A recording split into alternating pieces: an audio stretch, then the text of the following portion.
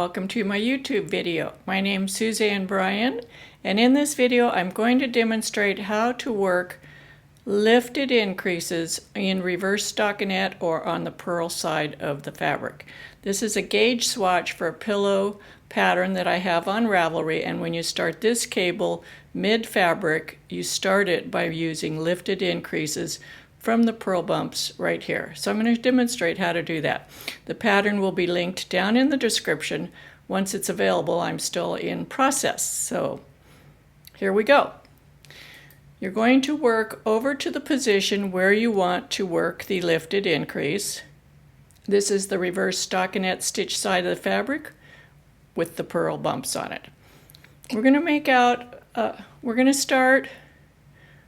to start by making a left lifted increase. So we're going to work this stitch. The left lifted increase will be worked in the second stitch down, the left leg of the second stitch down from the right needle. If you want to make a knit stitch, you're going to knit this. If you want to make a purl stitch, you would purl it. In this case, I'm going to knit it.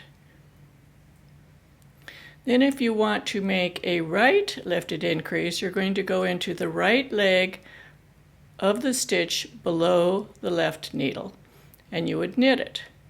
Or if you want to purl it, in this case, you would need to purl it through the back loop.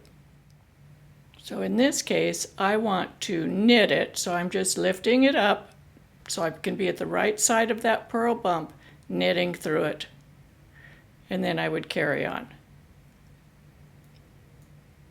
This is how it looks on the right side of this particular fabric. This is how it's going to look on the wrong side. We've just created these two purl bumps here. If you enjoy my videos, be sure to give me a thumbs up. Check out my pillow over on Ravelry.